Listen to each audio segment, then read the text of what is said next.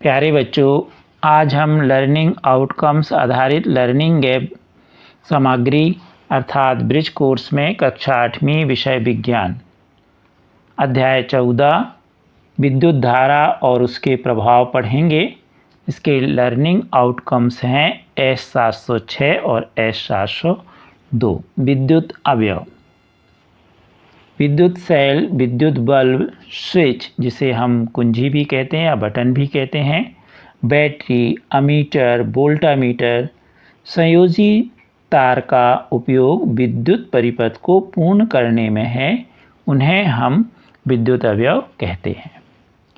विद्युत परिपथ, विद्युत अवयवों का परस्पर संयोजन विद्युत परिपथ कहलाता है या विद्युत धारा के सतत एवं बंद पथ को विद्युत परिपथ कहते हैं। अब इनको कुछ संकेतों के द्वारा दर्शाया जाता है। विद्युत सेल का प्रतीकात्मक प्रदर्शन, लंबी एवं सरल रेखा, पतली रेखा यह धन टर्मिनल को शो करेगी, दर्शाएगी एवं मोटी और छोटी रेखा ऋण टर्मिनल को निरूपित करती है। तो यहाँ पर आप देख रहे हैं विद्युत सेल, ये पतली छोटी रेखा है तो ये धन को, और ये मोटी जो है ये छोटी है उससे की अपेक्षा, ये ऋण टर्मिनल को या ध्रुव को दर्शाएगी, ये धन ध्रुव को, ये ऋण ध्रुव को। अब देखें हम विद्युत बल्ब, तो विद्युत बल्ब को कुछ इस तरह से सांकेतिक भाषा में दर्शाएंगे। स्विच यदि ऑन स्थिति में है तो इस तरह से, और यदि ऑफ स्थिति में है तो इस तरह से। बैटरी सेलों का संयोजन होती है, तो इसमें आप देखिए सेल है, पहला सेल देखें धन और ये ऋण टर्मिनल, अब दूसरे सेल में यह ऋण धन से जुड़ेगा और फिर इसी तरह ये क्रम चलता है और यह सेल मिलकर के बैटरी बनाते हैं। तो ये बैटरी का चित्र है और ऊपर सेल का चित्र है। तो देखो इसी को कई सेलों को से जोड़कर बैटरी बनाई जाती है। संयोजन, तो संयोजन तार का इस प्रकार शो होगा। अमीटर में यहाँ A लिखा है, वोल्टामीटर यहाँ V लिखा है। विद्युत बंद परिपथ, किसी विद्युत परिपथ में विद्युत धारा प्रवाहित होती है जो परिपथ पूर्ण होता है, बंद परिपथ कहलाता है। इसमें कुंजी बंद स्थिति में दिखाई देती है, यानी बटन या स्विच। तो ये स्विच आपको बंद स्थिति में दिख रहा है, इस स्थिति में बल्ब जल जाता है। स्विच ऑन की स्थिति में धन टर्मिनल ऋण टर्मिनल से जुड़कर परिपथ पूर्ण करता है। तो यहाँ आप देखिए धन टर्मिनल है, अब यहाँ से धारा ऐसी बहेगी, फिर यहाँ से इस तरह, फिर इस तरह, फिर ऐसे ऐसे ऐसे ऐसे, तो एक पूरा चक्कर हो जाएगी। कुंजी बंद की स्थिति में, खुली रहेगी तो नहीं होगा, तो इस तरह एक पूरा परिपथ पूर्ण होगा, तब विद्युत धारा प्रवाहित होती है। अब देखें विद्युत खुला परिपथ, तो आप देखिए यहाँ पर खुला परिपथ में, जिस परिपथ में विद्युत धारा प्रवाहित नहीं होती है, जो अपूर्ण होता है, खुला परिपथ कहलाता है। इसमें स्विच या कुंजी खुली स्थिति में दिखाई देती है। स्विच ऑफ की स्थिति में धन टर्मिनल ऋण टर्मिनल से अलग हो जाता है, अतः विद्युत धारा प्रवाहित नहीं होती। तो अब देखें हम, यहाँ पर कुंजी खुली है, अब यहाँ से धन से धारा इस तरह जाएगी और यहाँ पर यहाँ तक नहीं जा पाई, क्योंकि यहाँ ये तार या कुंजी खुली हुई दिख रही, तो यहाँ तक तो जाएगी, फिर यहाँ से कट हो जाएगी। तो इस स्थिति में कुंजी कैसी है, खुली है, और धारा का पूरा प्रवाह चक्र नहीं बन पा रहा, उस बार बन रहा था बंद में। तो इस प्रकार यह कौन सा परिपथ कहलाएगा, खुला परिपथ। विद्युत बैटरी के उपयोग, ट्रांजिस्टर, रेडियो, खिलौना, टीवी, AC का आदि के रिमोट में कंट्रोल में इसका उपयोग होता है। अब देखें हम विद्युत सेल को बैटरी में बदलना। अभी आपको हमने इसके पहले वाले पेज में बताया, वही इसमें लिखा है। जब एक से अधिक विद्युत सेलों की क्षमता बढ़ाने के लिए आपस में धन टर्मिनल एवं ऋण टर्मिनल के क्रम को जोड़कर बैटरी में बदला जा सकता है। विद्युत सुचालक एवं विद्युत कुचालक। सुचालक, वे पदार्थ में विद्युत धारा प्रवाहित होती है वे विद्युत सुचालक कहलाते हैं, जैसे धातुएं, मनुष्य का शरीर, जल आदि। कुचालक, वे पदार्थ जिनसे विद्युत धारा प्रवाहित नहीं हो सके या नहीं होती, कुचालक कहलाते, जैसे रबड़, प्लास्टिक, लकड़ी आदि। विद्युत धारा का तापीय प्रभाव। जब किसी तार से कोई विद्युत धारा प्रवाहित होती है तो वह तप्त हो जाता है, इसे विद्युत धारा का तापीय प्रभाव कहते हैं। अब इसका उपयोग कहाँ कहाँ होता है तापीय प्रभाव का? तो कमरे को गर्म करने में, जिसे हम तापक या रूम हीटर के नाम से जानते हैं। खाना पकाने वाले विद्युत तापक या विद्युत हीटर में। पानी गर्म करने वाली विद्युत रॉड में। विद्युत इस्त्री यानी प्रेस, आपने सबने देखा होगा। हेयर ड्रायर, गीज़र, विद्युत केटली, माइक्रोवेव, इंडक्शन प्लेट विद्युत तापीय उपकरण के उदाहरण हैं। ये सब जैसे ही हम विद्युत से जोड़ते हैं तो ये सब ऑन करने पर गर्म हो जाए। ज़्यादातर हम विद्युत को घर में सामान्य भाषा में लाइट बोलते हैं, तो वास्तव में लाइट नहीं है, उसका नाम इलेक्ट्रिक है। तो हम इलेक्ट्रिक ना बोल के उसको लाइट बोलते हैं, लेकिन उसको सही नाम विद्युत है। अब देखें हम LED प्रकाश उत्सर्जक डायोड का उपयोग सहज प्रदीप्त लैंप CFL एवं प्रदीप्त नलिकाओं फ्लोरोसेंट ट्यूबलाइट के स्थान पर करते हैं। LED बल्ब विद्युत का कम उपयोग करते हैं एवं इनकी विद्युत दक्षता भी अधिक होती है। तो ये विद्युत का कम उपयोग करते हैं यानी कम विद्युत खर्च होती है और दक्षता अधिक है, इसलिए आपने देखा है LED बल्ब कम वाट के होते हैं और रोशनी अधिक देते हैं, प्रकाश अधिक देते हैं। ISI भारत मानक ब्यूरो विद्युत उपकरणों को मानक चिन्ह प्रदान करते हैं जो विद्युत दक्ष होते हैं, से ISI चिन्ह उत्पादों पर दिए गए विनिर्देशों के अनुरूपता का आश्वासन देते हैं। फ्यूज़ किसी विशेष पदार्थ के बने तार का बना उपकरण है जो विद्युत परिपथ से जुड़ा होता है। विद्युत उपकरण से क्षमता अधिक विद्युत धारा प्रवाहित होती है तो यह तार पिघल जाता है और परिपथ टूट जाता है और महंगे विद्युत उपकरणों की इससे रक्षा या सुरक्षा हो जाती है। तो फ्यूज़ आपके सबके घरों में लगा रहता है। यह एक ऐसे पदार्थ का बनाया जाता है जिससे जैसे ही इसमें विद्युत धारा अधिक प्रवाहित होगी तो ये गर्म होकर गल के टूट जाएगा और विद्युत परिपथ अलग हो जाएगा, जिससे अधिक धारा प्रवाहित होने पर विद्युत उपकरण जल नहीं सकते। तो विद्युत फ्यूज़ का उपयोग इस प्रकार किया जाता है।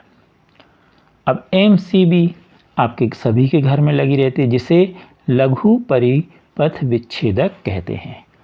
आजकल घरों में फ्यूज़ के स्थान पर लघु परिपथ विच्छेदकों MCB का उपयोग हो रहा है। पहले फ्यूज़ का उपयोग होता था। यदि आपके घर में पुरानी फिटिंग है तो उसमें फ्यूज़ लगा होगा।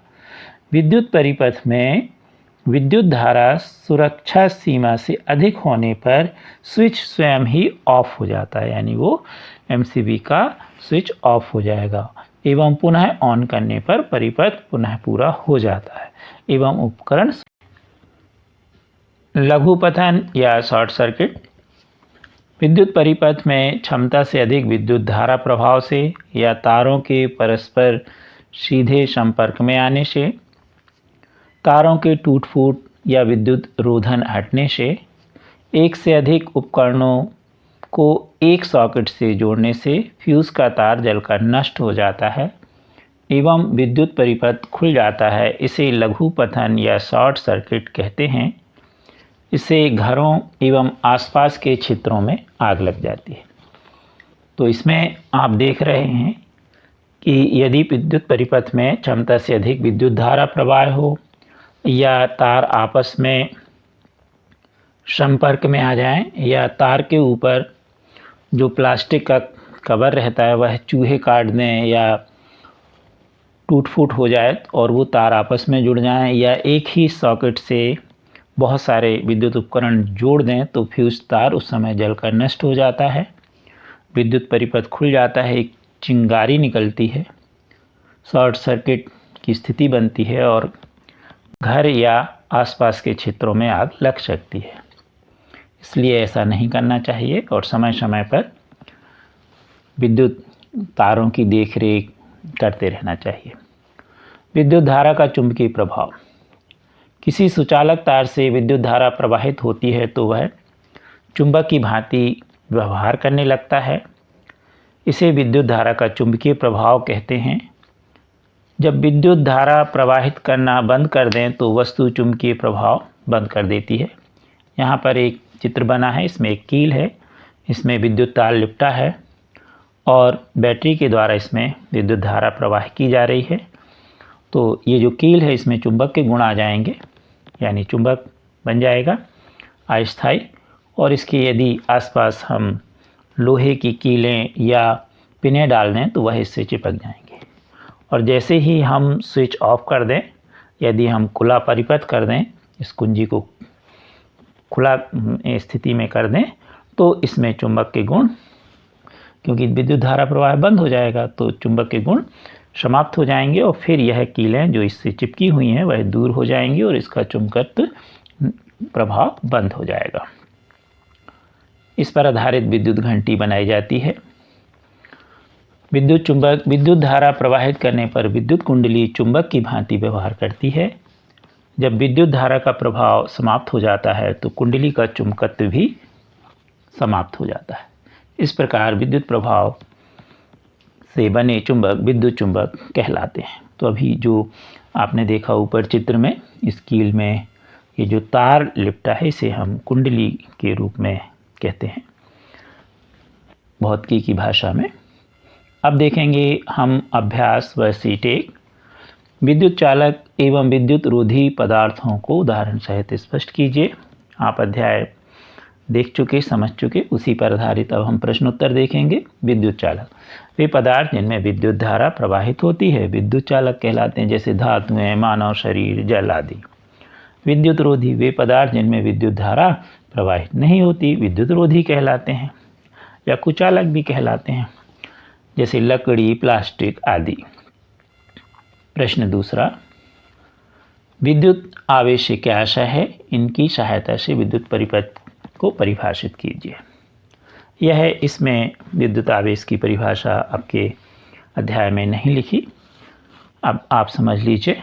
आवेश किसी भी पदार्थ का वह गुण है जिसके कारण पदार्थ में विद्युत एवं चुंबकीय उत्पन्न हो जाते हैं, प्रभाव उत्पन्न हो जाते हैं, चुंबकीय प्रभाव उत्पन्न हो जाते हैं या महसूस किए जाते हैं।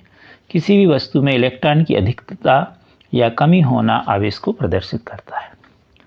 विद्युत धारा के सतत एवं बंद परिपथ को विद्युत परिपथ कहते हैं। तो ये आवेश की परिभाषा है। इलेक्ट्रॉनों के कारण आवेश का प्रवाह होता है और इससे धन और ऋण टर्मिनल या आवेश आते हैं। इसमें एक सीधा सा उदाहरण है कि आप एक कंघी लीजिए और सूखे बालों पर आप कंघी को कई बार कीजिए और छोटे छोटे कागज़ के टुकड़े यदि हम टेबल पर रख दें और उसको हम उसके पास ले जाएं कंघी को, तो वह उसमें चिपकने लगते हैं क्योंकि उसमें आवेश आ जाता है।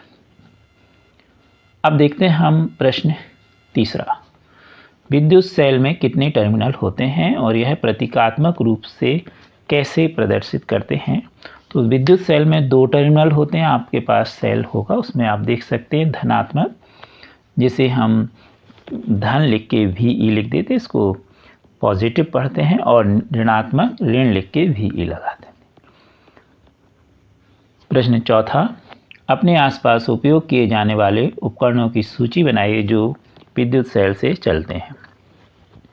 आपको मालूम है घड़ी, विभिन्न उपकरणों के रिमोट, खिलौने, कैमरा, रेडियो, ये सभी हम इनमें विद्युत सेल का उपयोग करते हैं।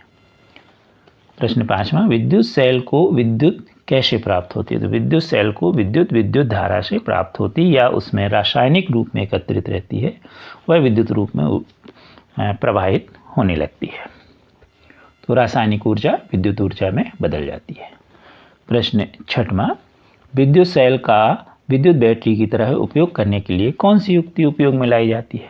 तो एक से अधिक सेलों को हम उनके धन टर्मिनल और ऋण टर्मिनल को आपस में जोड़ करके सेल की क्षमता बढ़ाने के लिए हम उन्हें बैटरी में बदल देते हैं। तो आपने बैटरी भी सुना होगा। तो बैटरी क्या है? एक से अधिक सेलों का संयोजन। प्रश्न 7वां, विद्युत परिपथ में धारा प्रवाह की दिशा किस ओर से शुरू होती है? तो हमेशा विद्युत परिपथ में धारा प्रवाह धन आवेश से शुरू होती है। अब देखेंगे हम प्रश्न 8वां, घरों में उपयोग किए जाने वाले विद्युत उपकरणों की तार पर प्लास्टिक का आवरण क्यों चढ़ाया जाता है? तो घरों में उपयोग किए जाने वाले विद्युत उपकरणों में प्लास्टिक का उपयोग इसलिए किया जाता है क्योंकि आप जानते हैं कि प्लास्टिक विद्युत का कुचालक है, और यदि हम इसे उसमें जिसमें कवर लगा है प्लास्टिक का वहाँ पकड़ते हैं तो हमें विद्युत करंट लगने का डर नहीं रहता। अभ्यास वर्कशीट 2, बिजली का काम करने वाले व्यक्ति अपने हाथों में रबड़ के दस्ताने क्यों पहनते हैं? तो जैसे अभी आपने इसके पहले वाले प्रश्न में देखा उत्तर में, वही यहाँ पर भी है। रबड़ विद्युत का कुचालक है, अतः विद्युत करंट ना लगे इसलिए वह रबड़ के दस्ताने पहनते हैं। प्रश्न 2, विद्युत धारा के बंद परिपथ का चित्र बनाकर स्पष्ट कीजिए। तो विद्युत परिपथ में विद्युत धारा प्रवाहित होती है तो वह बंद परिपथ कहलाता है। इसमें कुंजी बंद स्थिति में होती है। तो यहाँ एक चित्र बना है, ये कुंजी बंद स्थिति में है और यह बंद परिपथ है और इसमें विद्युत धारा प्रवाहित हो रही है, अर्थात बल्ब जलता है। प्रश्न 3, परिपथ में विद्युत धारा प्रवाहित नहीं होती, उसका चित्र एवं परिभाषा बताइए। तो किसी परिपथ में विद्युत धारा प्रवाहित नहीं होती तो वह खुला परिपथ कहलाता है। इसमें कुंजी खुली स्थिति में होती है। तो आप देख रहे हैं कुंजी कैसी है? खुली है। जैसे हम स्विच या बटन कहते हैं ऑफ स्थिति, तो कुंजी खुली है अर्थात इस स्थिति में बल्ब नहीं जलेगा। प्रश्न 4, विद्युत धारा के तापीय प्रभाव से क्या अभिप्राय है? ऐसे उपकरणों के नाम लिखिए जहां विद्युत धारा के तापीय प्रभाव का उपयोग किया जाता है। किसी तार से कोई विद्युत धारा प्रवाहित होती है तो वह गर्म हो जाता है, इसे हम विद्युत धारा का तापीय प्रभाव कहते हैं। और इसका आप जानते हैं रूम हीटर, विद्युत प्रेस, हेयर ड्रायर, गीज़र, ये सभी जिनसे हमें उनसे हीट ऊष्मा प्राप्त होती है, तो ये सभी उपकरण विद्युत उपकरण जो तापीय प्रभाव पर बने होते हैं। अगला है प्रश्न 5वां, विद्युत धारा का चुंबकीय प्रभाव उदाहरण देकर सचित्र स्पष्ट कीजिए। किसी सुचालक तार से विद्युत धारा जब प्रवाहित होती है तो वह चुंबक की भांति कार्य करने लगता है, इसी विद्युत धारा का चुंबकीय प्रभाव कहते हैं। जैसे जब किसी लोहे की कील में विद्युत तार लपेटकर विद्युत धारा प्रवाहित करते हैं तो कील में चुंबकत्व के गुण आ जाते। तो यहाँ पर आप देख रहे हैं, यह चित्र है, इसमें तार लपेटा गया है कील में कुंडली के रूप में और विद्युत धारा प्रवाहित की गई तो ये चुंबक बन गया और इसके आसपास छोटे छोटे लोहे की कीलें या टुकड़े डले रहते तो वह इससे चिपक जाते हैं। अगला है आपका प्रश्न 6वां, विद्युत फ्यूज बनाने में विशेष पदार्थ के तारों का उपयोग किया जाता है, यह हमारे विद्युत उपकरण के लिए क्यों लाभकारी है? तो विद्युत फ्यूज बनाने में विशेष पदार्थ के तारों का उपयोग किया जाता है क्योंकि इनका गलनांक कम होता है। विद्युत उपकरणों में क्षमता से अधिक विद्युत धारा प्रवाहित होने पर यह तार पिघल जाते हैं।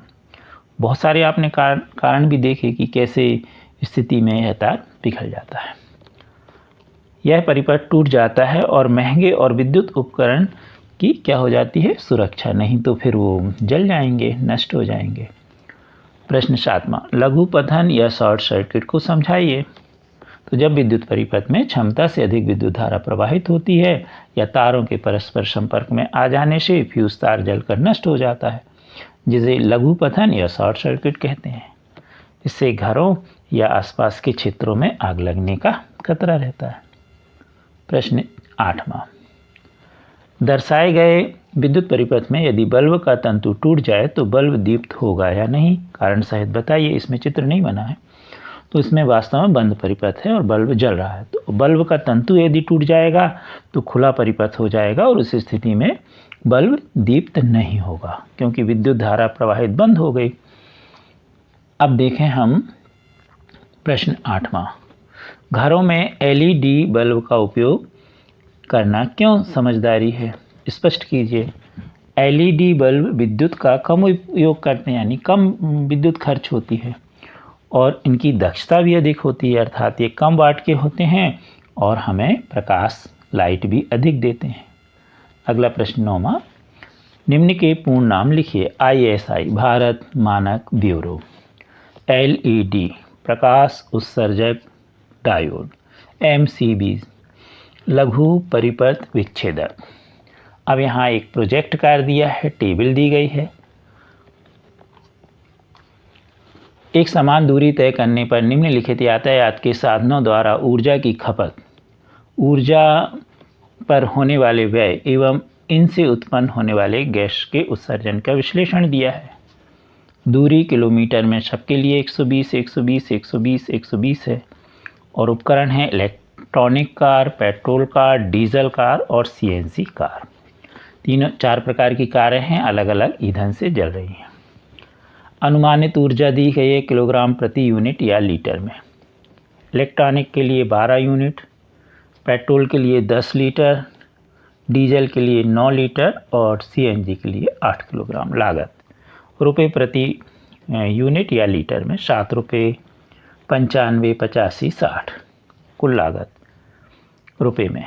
इलेक्ट्रॉनिक कार के लिए 84 रुपये 120 किलोमीटर चलने पर, पेट्रोल कार के लिए 950 रुपये, डीजल के लिए 765 रुपये और CNG के लिए 480 रुपये। अब अनुमानित गैस का उत्सर्जन, तो यहाँ पर किलोग्राम कार्बन डाइऑक्साइड प्रति किलोग्राम या लीटर ईंधन या किलोवाट।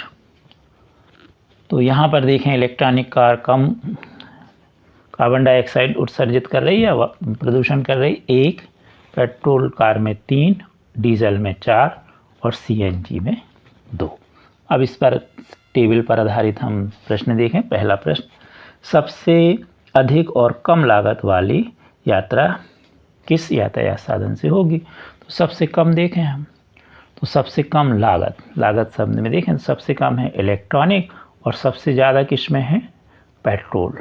तो यहाँ पर आ गया उत्तर। सबसे अधिक वाला जो लागत वाले साधन है पेट्रोल कार और सबसे कम वाली है इलेक्ट्रॉनिक कार। इसी प्रकार आप इन प्रश्नों के उत्तर बड़े आसानी से दे सकते हैं।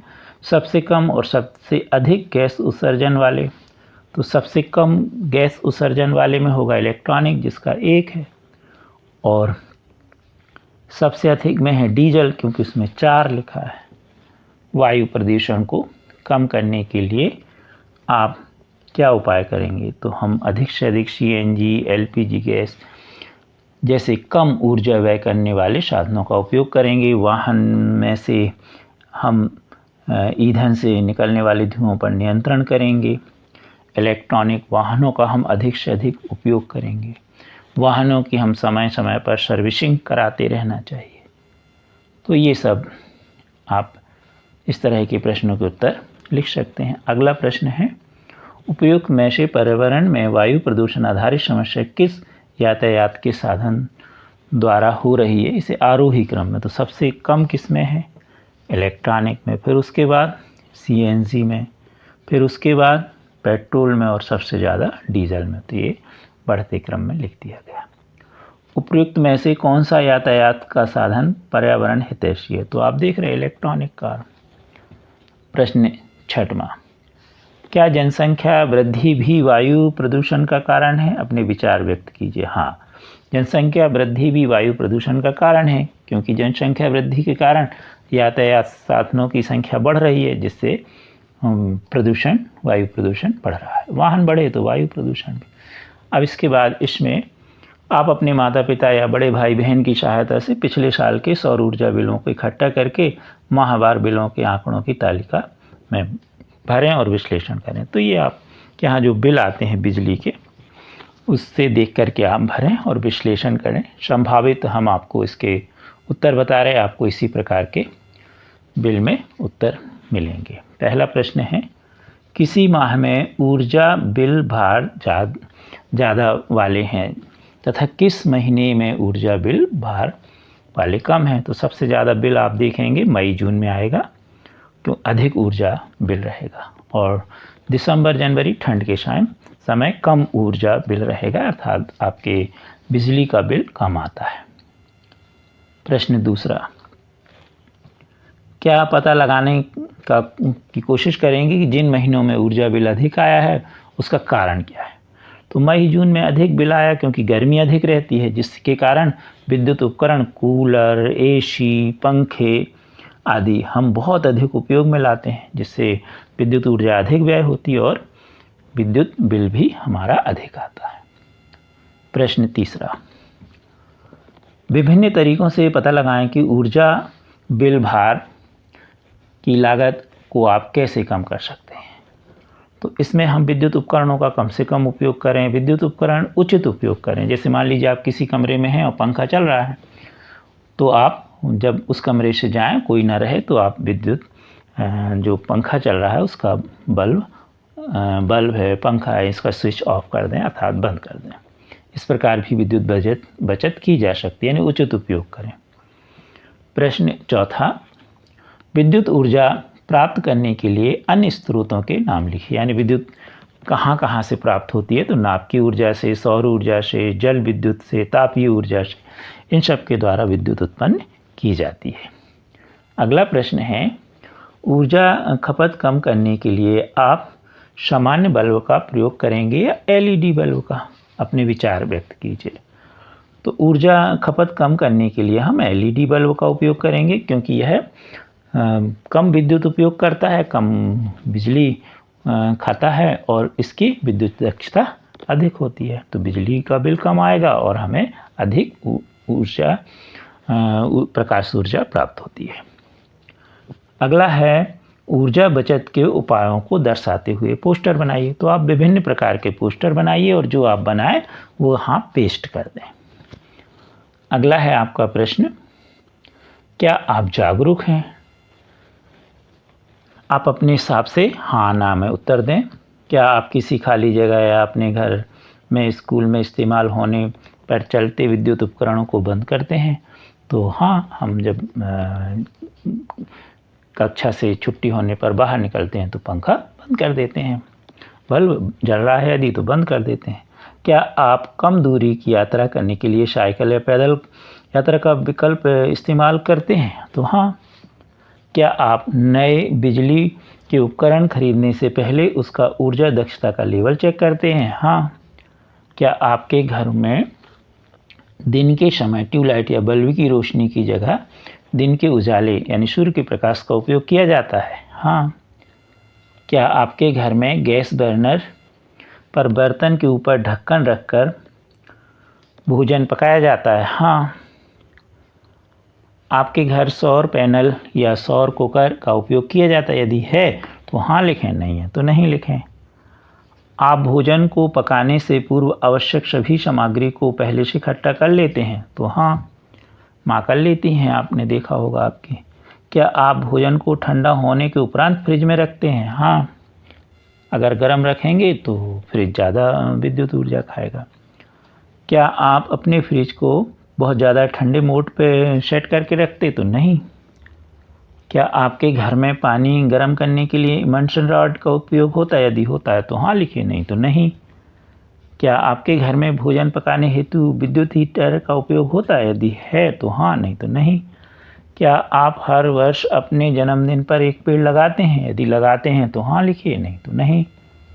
क्या आप अपने मित्रों को पेड़ लगाने हेतु प्रेरित करते हैं, यदि हाँ तो हाँ लिखिए, नहीं तो नहीं। अब इसमें ये नंबरिंग दी गई है कि यदि 3 नंबर प्राप्त हुए इस टेस्ट में तो सुधार की आवश्यकता, 5 है तो सुधार हो रहा है, 7 है तो प्रभाव अच्छा है, 10 है तो प्रयास बहुत अच्छा, और 13 में से 13 है तो प्रयास उत्कृष्ट माना जाएगा। अब देखें हम स्व आकलन। पहला प्रश्न, विद्युत सेल के खाली स्थान टर्मिनल को लंबी एवं पतली रेखा द्वारा एवं ऋणात्मक टर्मिनल को मोटी एवं छोटी रेखा द्वारा निरूपित करते हैं। तो कौन से टर्मिनल को? धनात्मक, पॉजिटिव। खालिस्तान, हमें खालिस्तान चिन्हित उपकरणों को ही सदैव उपयोग करना चाहिए। ISI, भारतीय मानक ब्यूरो। अगला है 2 या 2 से अधिक खालिस्तान के संयोजन को विद्युत बैटरी कहते हैं, तो सेलों हो जाएगा। अगला, लकड़ी, रबड़ एवं प्लास्टिक विद्युत के क्या हैं? कुचालक।